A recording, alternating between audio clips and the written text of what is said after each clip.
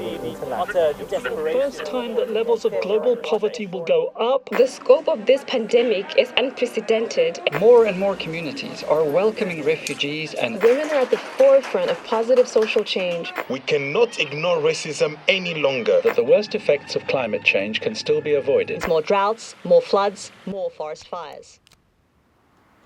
So, it all just feels so hopeless. Really? It's not all bad.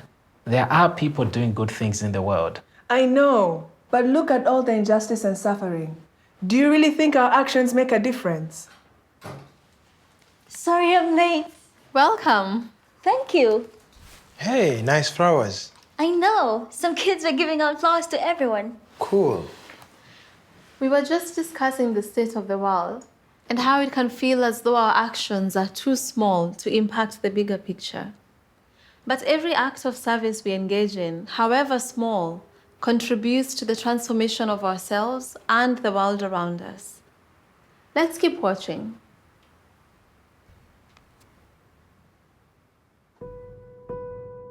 Although the world has been experiencing much turmoil and turbulence, there is a growing consciousness of humanity's interdependence and interconnectedness as one human family. In over 100,000 localities around the world, individuals and communities are drawing inspiration from Baha'u'llah's vision of the oneness of humanity, a vision that requires a transformation in the very structures and relationships of society. As millions of people strive to translate Baha'u'llah's teachings of unity and justice into action, a profound advance in culture is beginning to occur.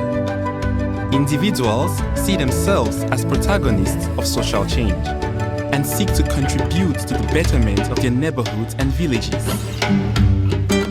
Communities, characterized by a dynamic pattern of worship and service, are promoting the spiritual and material well-being of all. Children are being raised to develop their inherent spiritual qualities and to appreciate the diversity and unity of the peoples of the world.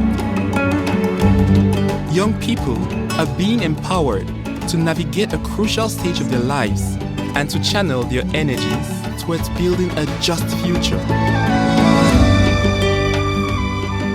Families are experiencing greater unity, and groups of families are coming together to strengthen local community life. Relationships between individuals, communities, and institutions are being defined by cooperation and reciprocity.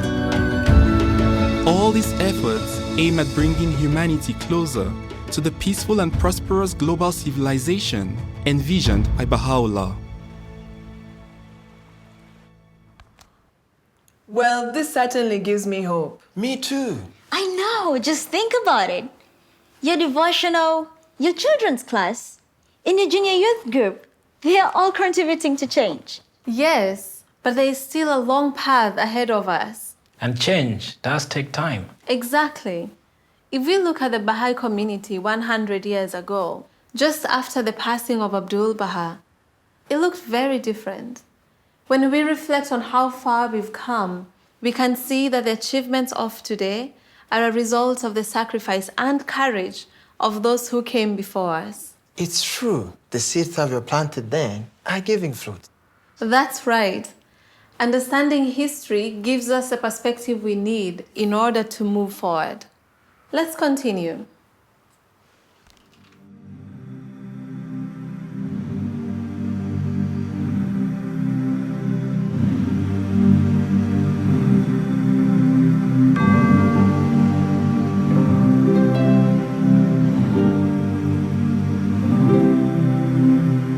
The city had never seen a funeral like this before.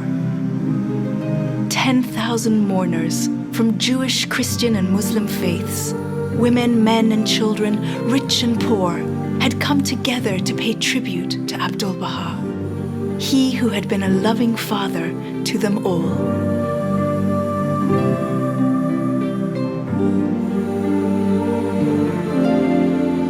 Abdul-Baha, the successor of Baha'u'lláh, had devoted his life to promoting the oneness of humanity. The pivot of that oneness is the covenant of Baha'u'lláh, a covenant that embodies both the spirit and the method of attaining positive change in the structure of present-day society. Abdul-Baha, appointed as the center of the covenant by Bahá'u'lláh, ensured the unity of the community and preserved the integrity of his teachings. His last and greatest gift was his will and testament. In it, he inaugurated the administrative order and appointed Shoghi Effendi, his beloved grandson, as guardian of the Baha'i faith, thus ensuring the continuity of the power of the covenant with a center to whom the Baha'is would turn.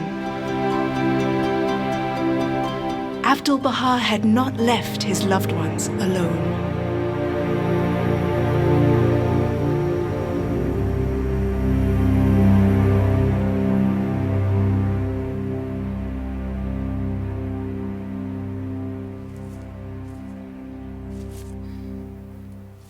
Parfois, je me sens tellement seule. Je sais qu'Abdul-Baha est avec moi, mais aujourd'hui, mes amis se sont encore moqués du nouveau garçon de notre classe.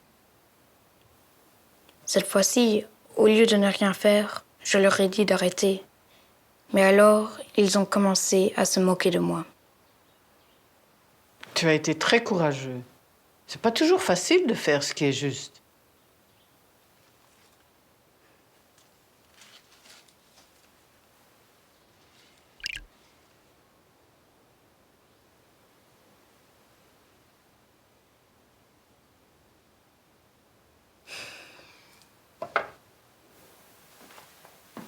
Je me sens si seule quand je le fais.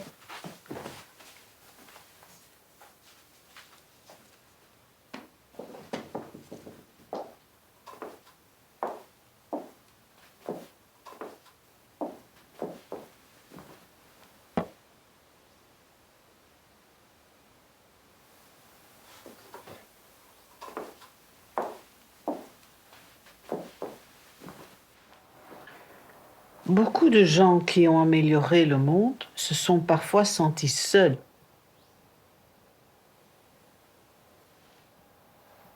Shoghi Effendi n'avait que 24 ans quand son grand-père Abdul-Baha est mort. Ça lui a brisé le cœur. Le poids du monde reposait maintenant sur ses épaules. Peux-tu imaginer à quel point il s'est senti seul et submergé? He was now guardian of the faith. He had the responsibility of translating into reality Baha'u'llah's vision of a spiritually and materially prosperous civilization. He also faced opposition from those who did not accept his new role. His great-aunt Bahia Khanum, the daughter of Baha'u'lláh, was a source of much consolation and strength. With her support, and knowing that Abdul-Baha was always with him, Shoghi Effendi devoted himself to his role as guardian.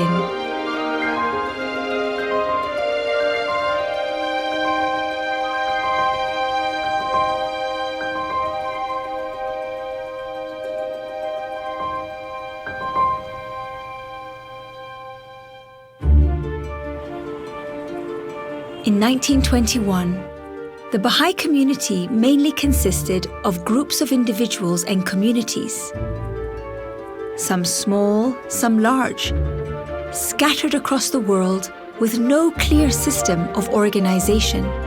Some were being persecuted for their beliefs, and many were struggling materially. How could this global civilization be built with so few people and such meager means?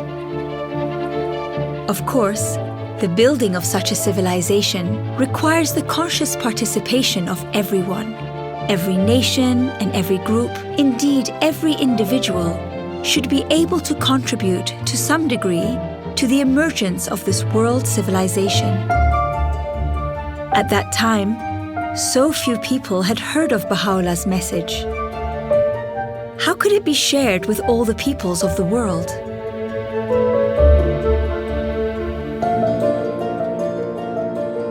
In the tablets of the Divine Plan, addressed to the Baha'is of North America, the executors of this global vision, Abdul-Baha had provided the charter for the growth and establishment of the faith.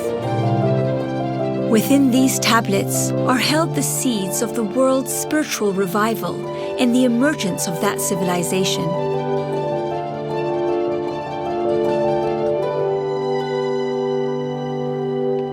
But how would this future civilization function? How would decisions be made? How would every voice be heard? A system of organization would be required, one that could serve the needs and well-being of all. Baha'u'lláh himself had envisioned such a system. Abdul-Baha had laid out the blueprint for the Baha'i administrative order in his will and testament. Now the time had come for Shoghi Effendi to start building it.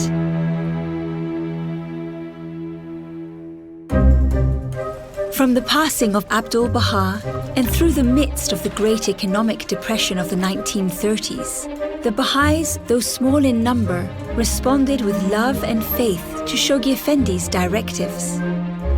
They continued sharing the teachings of Baha'u'lláh with others and began forming local spiritual assemblies.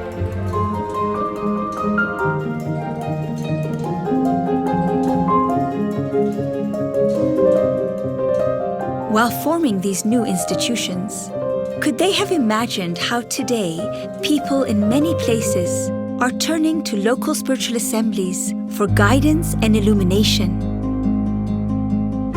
These assemblies are developing the capacity to prevent and relieve suffering in the societies of which they're an integral part. Today, in some settings, local governments and other institutions are working in collaboration with these assemblies to advance their communities. Whenever a sufficient number of local assemblies have been formed, they pave the way for the election of new national spiritual assemblies. Under the guidance of Shoghi Effendi, the administrative order, integral to the growth of the faith and its society-building powers, was beginning to take shape. Now that the pillars of the administration were being established, it was possible to begin the systematic unfoldment of the Divine Plan. The first stage of the Divine Plan was the 7-year plan in 1937. One by one, as national communities were established and matured, they each adopted their own plan.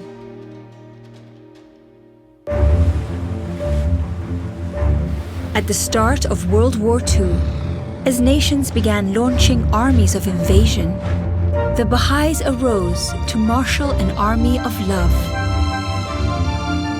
Over the next decades, individuals and families, at first largely from communities across North America and Iran, responded to the Guardian's plans with courage and determination. As well as traveling to cities and towns across their homelands, the Friends in North America traveled to countries in Central and South America, while the Baha'is in the cradle of the faith traveled to countries in the East and far beyond. Despite facing many challenges and hardships, they left their homes to share the message of unity and peace with people in all parts of the world. Those who embraced the faith of Baha'u'lláh were individuals from all strata of society, including Queen Marie of Romania, the first monarch to embrace the faith.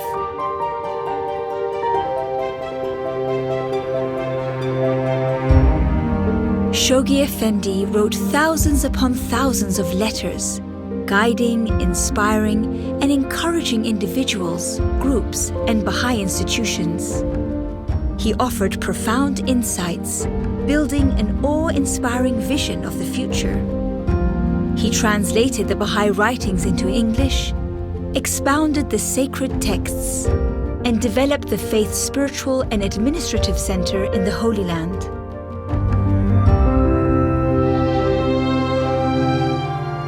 His tremendous legacy will guide humanity for centuries to come.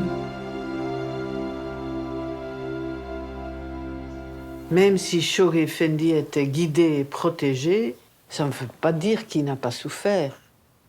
Il a connu des moments de chagrin et de désespoir profond. Qu'est-ce qu'il faisait dans ces moments-là? Il priait et ensuite il agissait sachant qu'Abdul-Baha l'aidait. Je vais prier aussi. Et demain, je vais devenir amie avec le nouveau garçon de notre classe.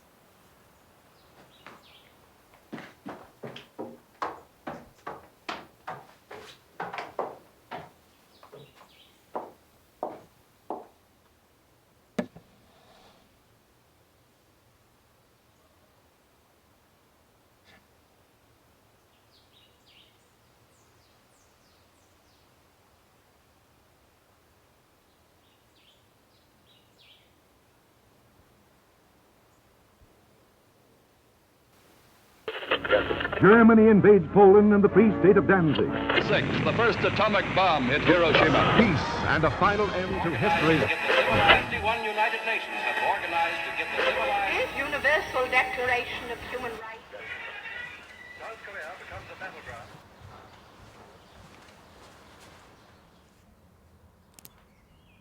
ايش كنت تشوف؟ هو بخصوص المدرسة احنا ندرس تاريخ الأربعينات والخمسينات، بس أنا فرح جدا إني ما كنت عايش في هذاك الفترة. هذه الأيام كانت من الأيام المظلمة في التاريخ، ولكن كان فيها أيضا بوارق من النور. بوارق من النور؟ إيش قصدك؟ كان هذه الفترة هي التي دعا فيها حضرة شوقي أفندي البهائيين لأخذ رسالة حضرة بهاء الله إلى جميع أنحاء العالم. جدك وجدتك كانوا من الذين لبوا هذه الدعوة. صدق؟ هذا ممتاز. نعم، ولكن لم يكن الأمر سهل مثل ما تتصور. تركوا بيتهم، أشغالهم، راحتهم، تركوا كل شيء وراءهم. حتى عندما ودعوا أهلهم كانوا على علم أنها قد تكون المرة الأخيرة الذي يشوفوهم فيها. بالإضافة إلى أن السفر كان صعب جدا في ذلك الوقت.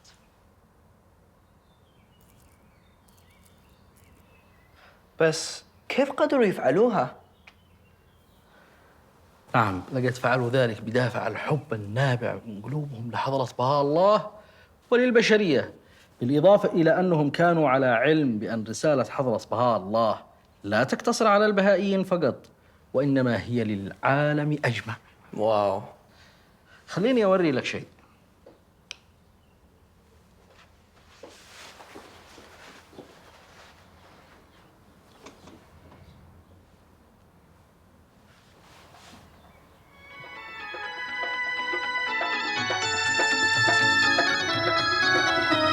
प्रभु ने फिर प्यासी धरती पर, प्रभु ने फिर प्यासी धरती पर गंगा नई बहाई है। युग युग के सब भेद मिटाने आया धर्म बहाई है। युग युग के सब भेद मिटाने आया धर्म बहाई है।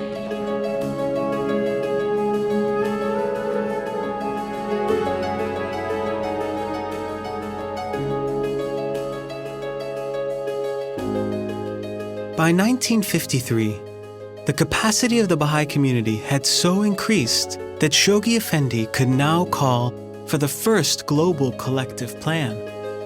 A 10-year, world-embracing spiritual enterprise, further unfolding Abdul-Baha's divine plan. The Baha'is responded immediately. Young and old, rich and poor, frail and healthy, single or with families. Leaving everything behind, they traveled to places often unknown to them to share Baha'u'llah's teachings with all.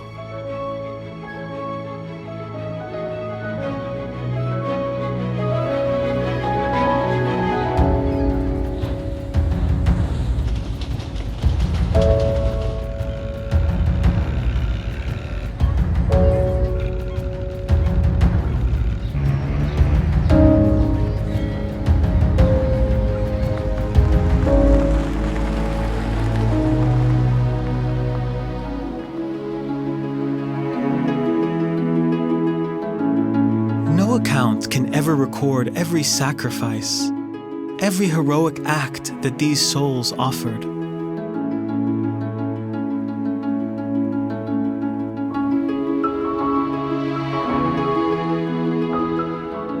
Many of those they met were longing for such teachings, and soon, together, they began to work for the betterment of the world.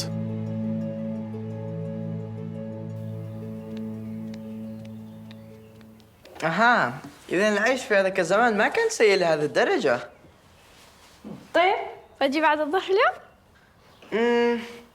أنا مش كويس في هذه الأشياء، يعني أتكلم مع الناس اللي ما أعرفهمش. هم مش غرباء، هم ناس من حارتنا. أيوة، بس الكل مشغولين جدا. ما أعتقدش إنهم بيهتموا بهذا النوع من الحوارات. وكمان على الإضافة ما اشتيش أفرض نفسي على أحد. أصلا الموضوع مش محاولة إقناع الآخرين بأي شيء. الهدف هو خلق فضاء فيه نسمع بعضنا البعض، شوف كيف نقدر نعمل مع بعض عشان نطور حالتنا. شفت إن الناس يعني بالفعل يشاركوا في الحوارات الهادفة. بس هل تعتقدي أن الحوار يقدر يغير أي شيء؟ فكر في خطة 10 سنوات. آلاف الحوارات من هذا النوع حدثت في هذه الفترة، مما أدى إلى تغييرات عظيمة. عاد أنا شفت هذا الفيديو الرائع، كيف إنه الحوارات الهادفة تقدر تغير حياة الشخص.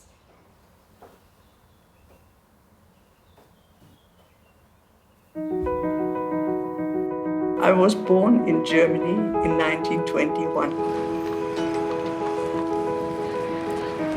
At the end of World War II, I became a prisoner of war in Italy. In prison, our discussions often revolved around the meaning of life and religion. My heart and mind began to open to new ideas. Soon after returning to Germany, I met my husband-to-be. He had served with an armored division in northern Africa. We became friends with a group of Baha'is, learning about Baha'u'llah's teachings of the oneness of religion and the unity of mankind, a message that was simply astounding to us. It didn't take long until we became Baha'is.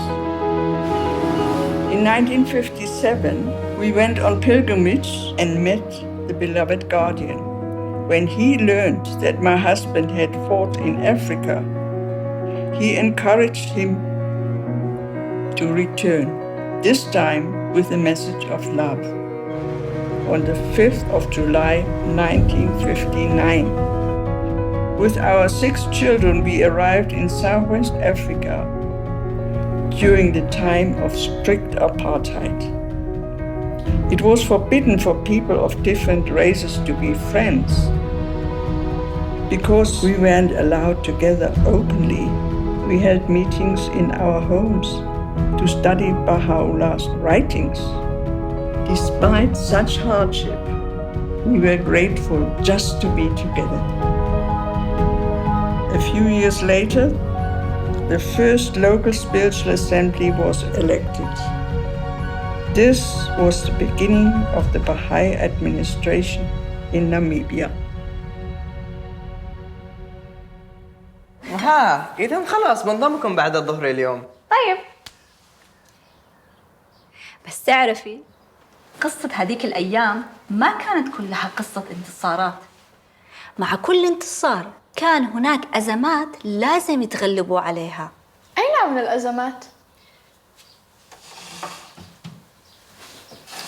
على سبيل المثال كان هناك وباء الإنفلونزا في عام 1957، وكان حضرة شوقي أفندي في لندن ومرض وتوفي فجأة وبشكل غير متوقع، وكانت هذه صدمة رهيبة للعالم البهائي بكله. وحدث كل هذا في منتصف خطة السنوات ال10، بس مع أنه حضرة شوقي أفندي قد توفي إلا أن العملية اللي بدأها بقيت مستمرة. خليني أوريني الشيء.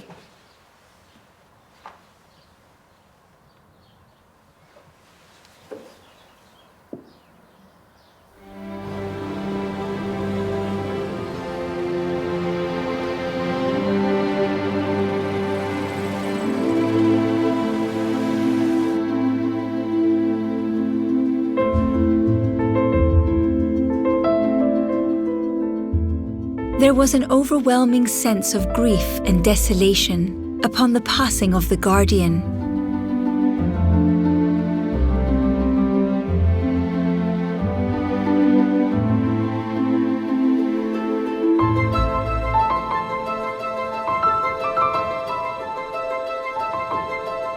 It was also a time of uncertainty for the Baha'i community. How would their affairs be directed? How would they be guided?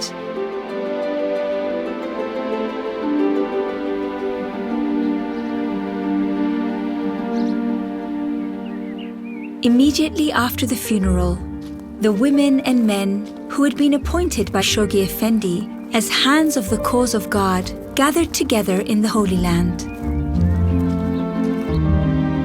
These distinguished individuals, whose main duties were the protection and propagation of the faith, became responsible for coordinating the affairs of the Baha'i community until the Universal House of Justice could be elected.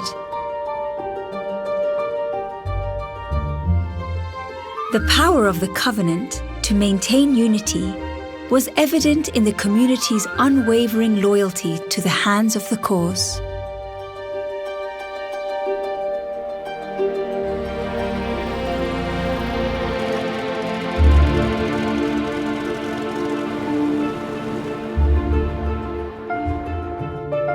The hands of the cause traveled the world tirelessly, encouraging and inspiring the Baha'is to complete the Guardian's global plan.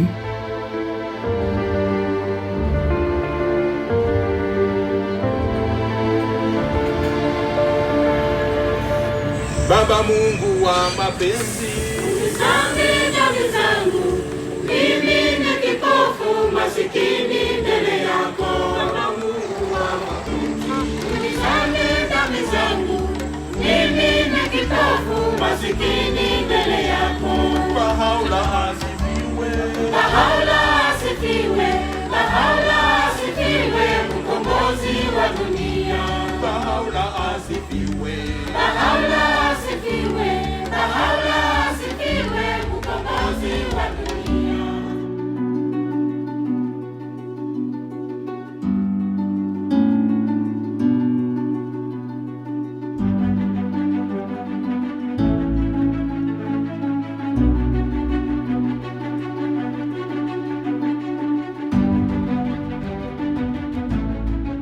By the end of the plan, the Baha'i community had achieved more over 10 years than had been possible in the previous century.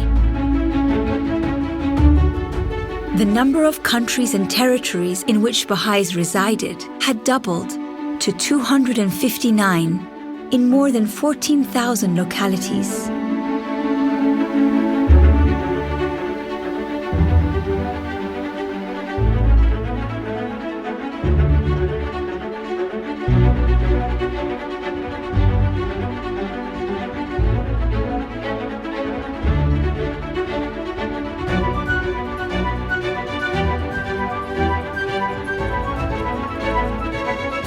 Six national spiritual assemblies had been established, and thousands of local spiritual assemblies were administering to the well-being of communities across the globe. The foundation and pillars of the administrative order were now in place.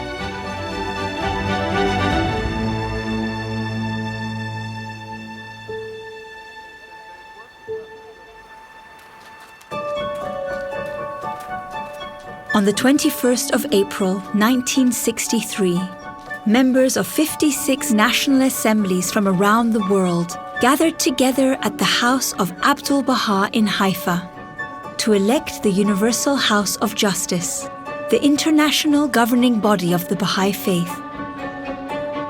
This highly significant event took place exactly 100 years after the declaration of Bahá'u'lláh in Baghdad.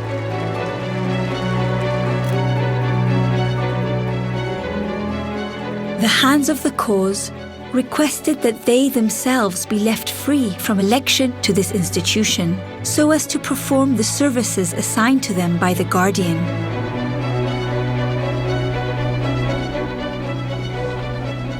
Baha'u'lláh had ordained the creation of the Universal House of Justice in his Book of Laws, the Kitab-e-Aqdas.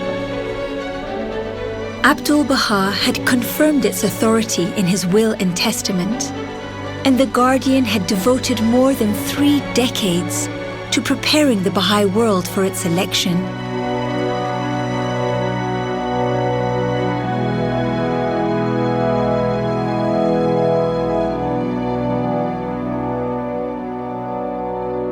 Through the agency of the Universal House of Justice, the Covenant of Baha'u'lláh continued to fulfill its life-giving purpose.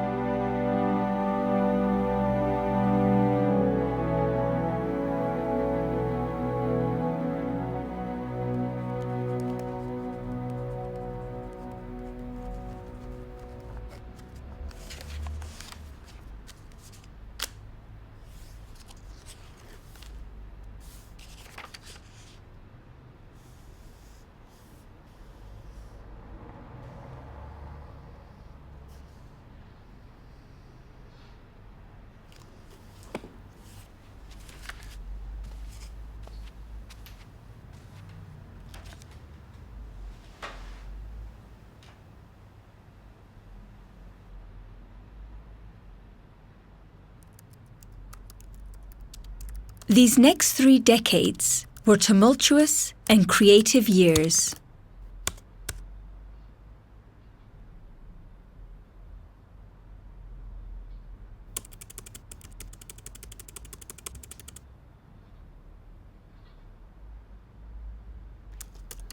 These next 3 decades were years of intense learning and experimentation.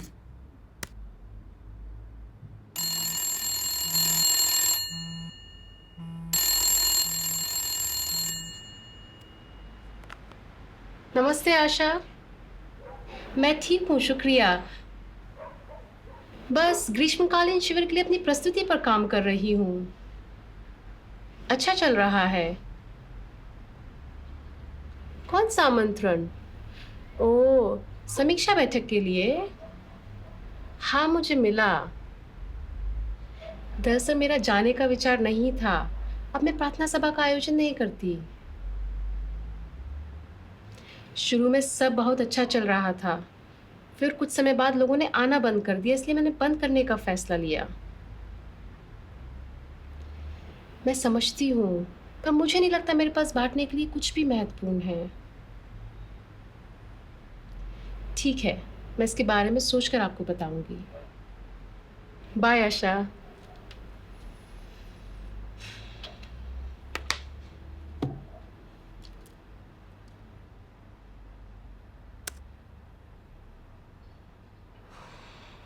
Applying Baha'u'llah's teachings to our life and to the needs of society is something that has to be learned.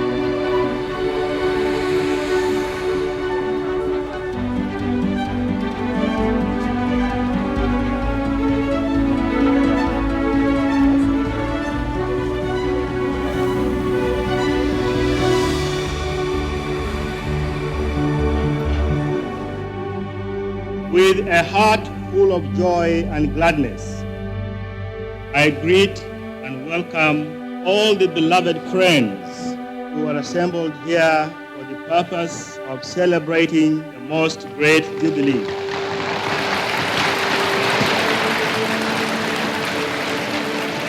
In this room, you have people from all the continents of the world.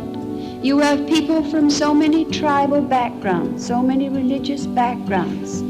This is a religion of love.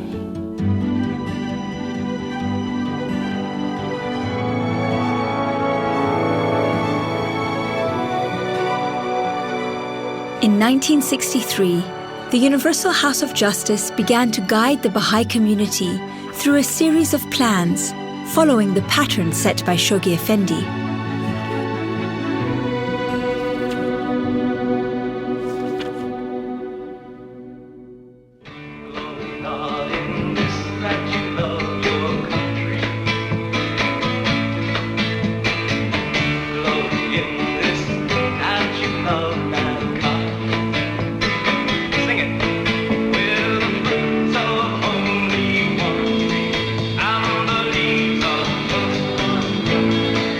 During the next decades, with enthusiasm and dedication, the Baha'is continued to carry Baha'u'llah's vision of the oneness of humanity to all corners of the globe.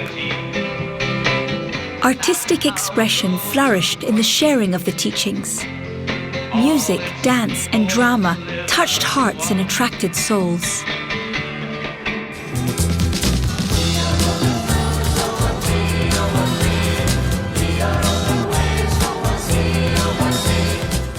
Spearheading this movement were the youth.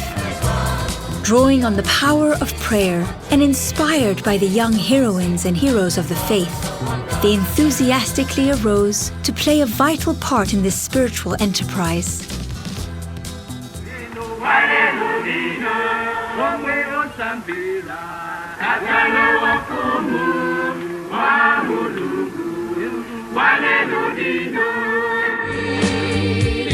UNITY in a beautiful land, the sea, the sky. It's the race for time, the place. To see we're one family, it's the human race. In some parts of Asia, Africa, and Latin America, hundreds of thousands of people embraced the faith. It was during this period that the first head of state, Maletoa Tanumafili II of Samoa, became a Baha'i. Over a period of 30 years, the number of national assemblies tripled to 174, further building the administrative order that Shoghi Effendi had raised, and strengthening the foundation upon which Baha'u'llah's vision of a world-embracing civilization could be realized. As the faith became increasingly established, Baha'is began to apply Baha'u'llah's teachings to the social and economic needs of the societies in which they lived, giving rise to thousands of grassroots initiatives across the world.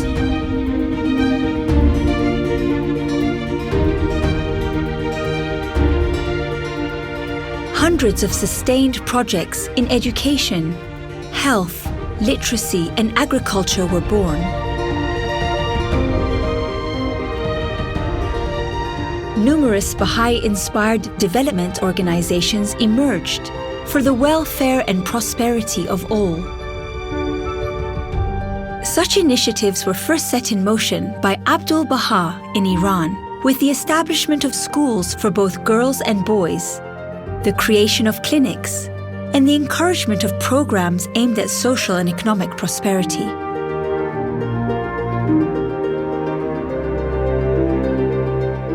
To this day, the Baha'is of Iran, despite ongoing relentless persecution, have exhibited extraordinary resilience, love, courage, and heroism, and continue to contribute to the advancement of the social, spiritual, and material well-being of their homeland and peoples.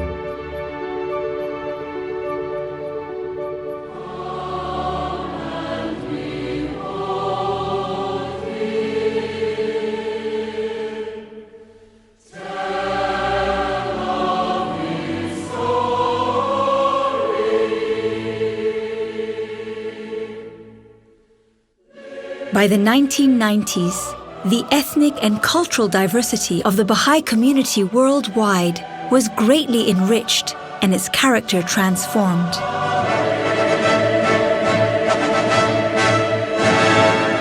The fundamental spiritual truth of our age is the oneness of humanity. The faith had become increasingly recognized in national and international forums and was now the second most geographically widespread religion in the world.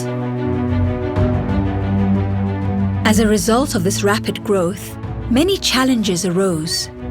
Having large numbers of people embracing the Baha'i teachings did not in itself build a vibrant community life. Resources were overwhelmed in trying to sustain the deepening of hundreds of thousands of people in the revelation of Bahá'u'lláh. And as the diversity of people entering the faith or engaging in its activities expanded, the need for processes that build unity became more and more apparent. Ingrained prejudices, inherited over countless generations, required conscious and concerted efforts to be remedied.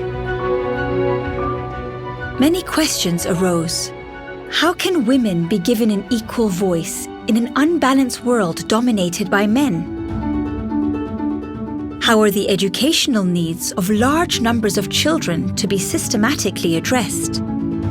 How do local assemblies administer to the needs of rapidly growing communities? What would be the nature of the educational effort that would raise capacity to address these urgent challenges?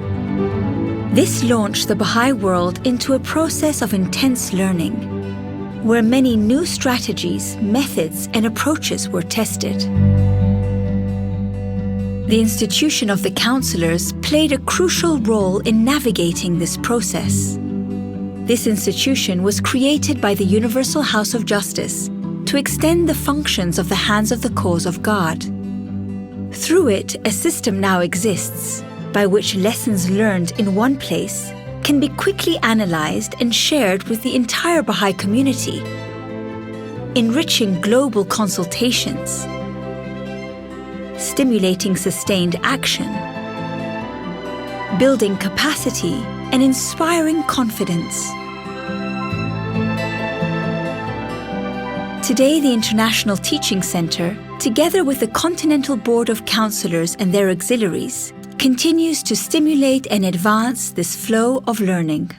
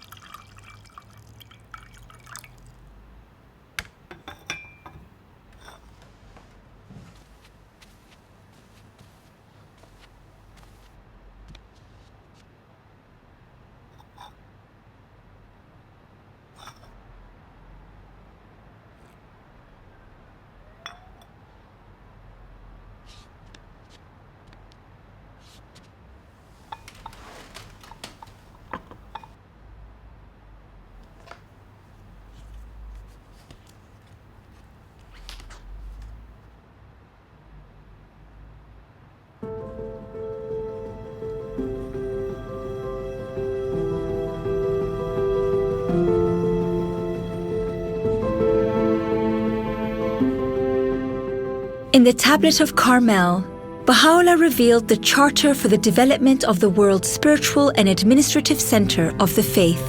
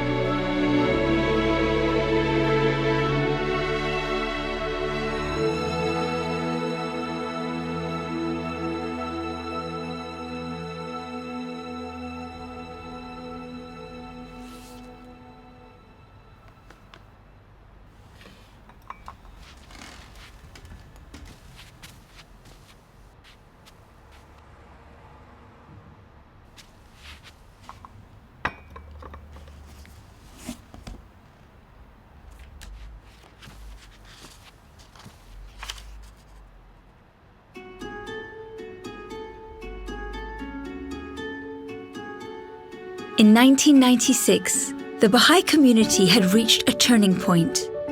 Following years of experience gained at the grassroots of the community in certain areas of the world, the Universal House of Justice called for the establishment of a network of training institutes, an instrument of limitless potentialities.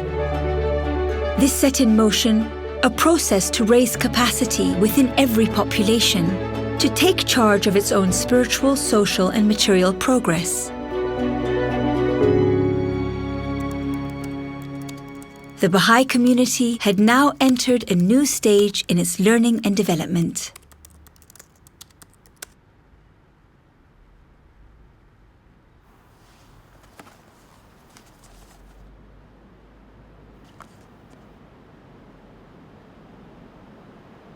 नमस्ते आशा। शायद अब समय आ गया कि मैं सीखूं कि कैसे सीखते हैं। मैं समीक्षा बैठक में आऊंगी। मैं जानना चाहती हूँ कि दूसरों ने क्या सीखा है, और हाँ, मुझे अपने अनुभव बांटने में भी खुशी होगी। किसे पता, शायद मैं अपनी प्रार्थना सभाएं फिर से शुरू कर सकूं। कल मिलते हैं। Bye.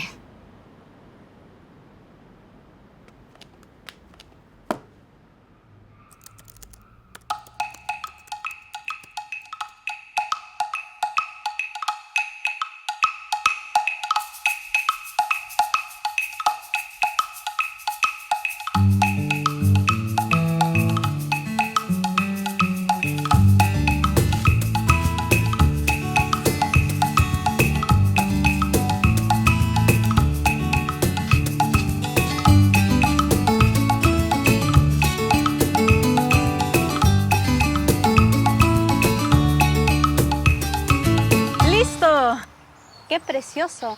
A los niños les va a encantar. ¡Hola! ¡Hola! ¡Hasta mañana! Si alguien me hubiera dicho hace 6 meses que estaría sentada aquí haciendo flores de papel para una clase de niños en mi barrio, no les habría creído. Honestamente, antes de conocer a los Bahá'ís, no tenía experiencia enseñando a los niños. Y nunca pensé que podría ofrecer algún servicio en mi barrio. Es maravilloso que estés ayudando con la clase. Y es genial que podamos preparar nuestras clases juntos. Sí, absolutamente. Desde que empezamos estas reuniones regulares, me han surgido muchas ideas nuevas para mi propia clase.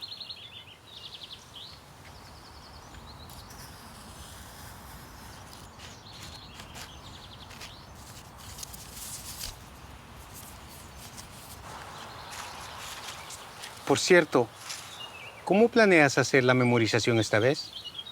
¿Quizás con gestos? ¿En serio? ¿Tienen que memorizar una cita otra vez? Bueno, lo que quiero decir es que para algunos de ellos no es fácil. Incluso a mí me cuesta memorizar citas en mi círculo de estudio. Dejémoslo. Podríamos explicar la cita y luego pasar a la historia. Les encanta esa parte.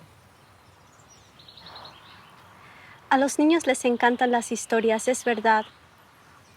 He pensado mucho sobre por qué memorizamos los escritos sagrados.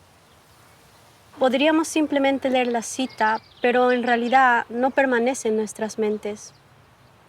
Nuestros pensamientos influyen sobre nuestras acciones. Así que cuando memorizamos estas palabras, se convierten en un hábito en nuestra mente. Y es más probable que se expresen en acción. Es cierto.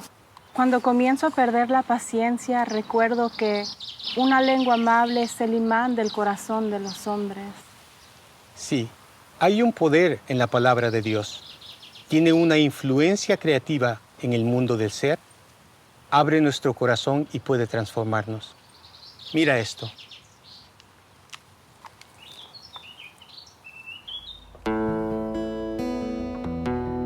At the heart of all the courses of the Training Institute is the creative word.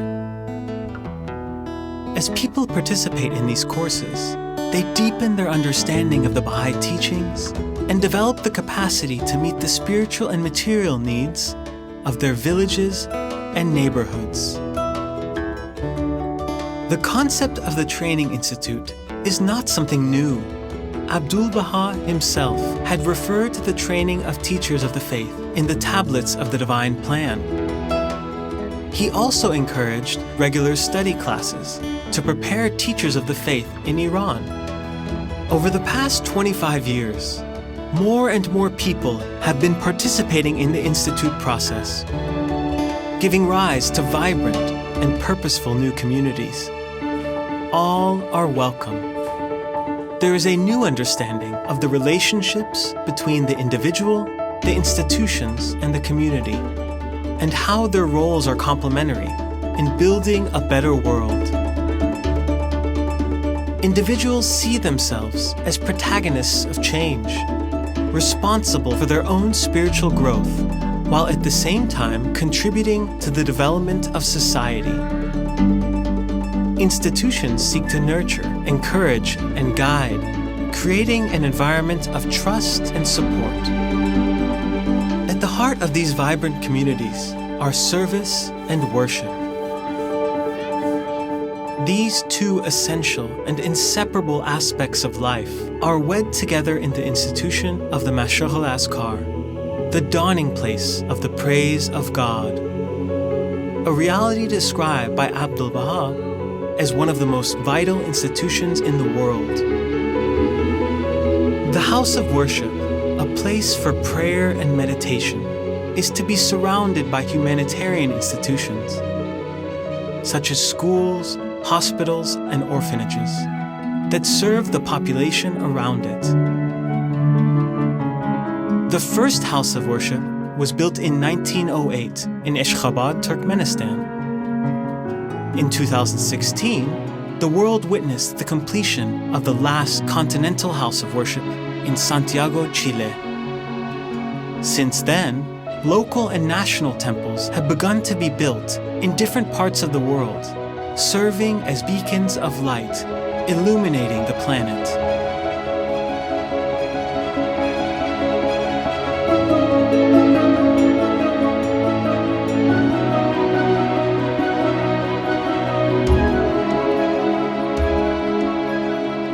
In areas where the Training Institute is firmly rooted, social action efforts are emerging. These efforts, aimed at material progress, are based on applying spiritual principles to improve social conditions. They are the result of a growing collective consciousness of the social, spiritual, and material needs of society, as well as a desire to contribute to an ever-advancing civilization. In 2018, due to the vast amount of learning generated, and in order for this area of endeavor to flourish, the Universal House of Justice created the new institution of the Baha'i International Development Organization at the Baha'i World Center.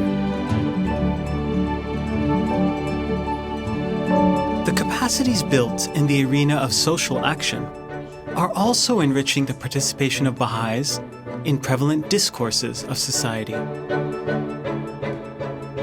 From the local to the national to the international level, Baha'is are engaging community leaders, organizations, and government agencies in a range of topics of significance to the life of society, including the equality of women and men, the movement of peoples and integration, poverty alleviation, the elimination of racial prejudice, and environmental and sustainable development. Through the establishment of 5 offices of the Baha'i international community, the experiences of the global Baha'i community are being shared with multiple international organizations. Chief amongst these is the United Nations, where the Baha'i international community has consultative status with UNESCO and UNICEF, contributing to policy discourses at the global level. Nearly 100 years ago, Shoghi Effendi spoke of the society-building power inherent in the faith, a power that can regenerate the individual and rebuild a broken world. Today, the stirrings of this power can be seen in the social transformation taking place across the world, where people are striving to translate Baha'u'llah's teachings into action. Prevailing habits, customs and modes of expression begin to change, and even aspects of culture begin to advance. This is an outward manifestation of an even more profound inner transformation, affecting many souls.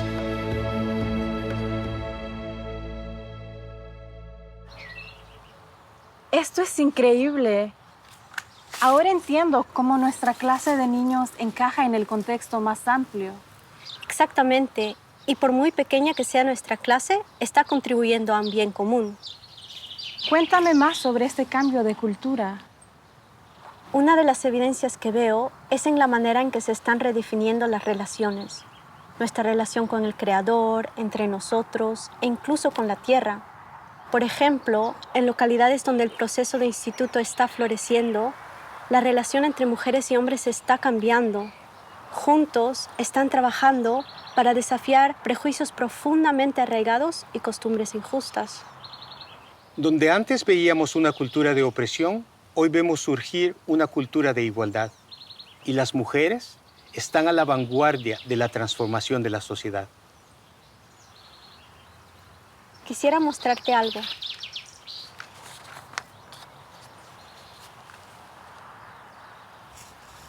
It is a story almost as old as time itself. Even before she was born, they tried to make her disappear like a magic trick. But her presence was noted, if only in her absence. When she was born, instead of sharing sweets, they shared ribbon-tied bags of sorrow. And when she received the smallest, the least, and the last, or often none at all. Food, comfort, education, respect. If she went to school, she had to be careful to not learn too much, to not speak too much, to not be seen too much. She must not take up too much space. She must make herself smaller and smaller, fold herself into shapes that are quiet, restrained, contained. Learn that her own body is not a safe house for her soul. But now, with this new revelation, a new story is being written. A story that unravels all the stories of the past. A story where women stand side by side with men. Even before she is born, there is celebration for the anticipation of a brand new soul. When she is born, the family, the village, the city, the nation rejoice. She will receive food, comfort, education, respect. She will go to school. She has so much to learn, to understand, to speak of, to teach. She will grow and she will grow. She will breathe and she will dream. And she will do and she will know that her voice is powerful. She will arise. She will unfold from shapes that are quiet, restrained, contained, until her family, her village, her city, her nation too will blossom.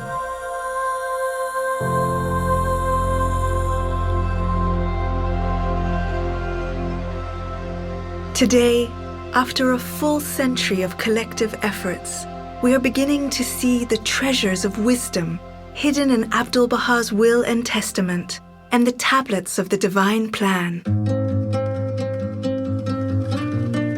Millions of women and men are turning their hearts to the example of Abdul-Baha and are striving to follow in his footsteps. Little by little, day by day, they seek to align their inner and outer lives with the teachings of Bahá'u'lláh and are consciously working towards building a prosperous and peaceful global civilization. It's incredible what's been achieved in 100 years. I wonder what the next 100 years will look like. Well, that depends on us. We all have a part to play. Our actions will influence the future. I guess I shouldn't give up on my junior youth group. And you with your children's class. And me with this study circle.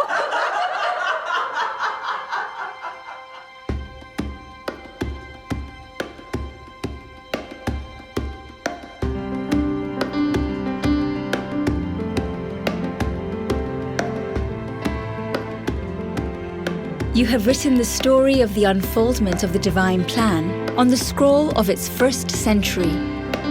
Before you, beloved friends, lies stretched out the blank scroll of the future, on which you and your spiritual descendants will inscribe fresh and lasting deeds of renunciation and heroism for the betterment of the world.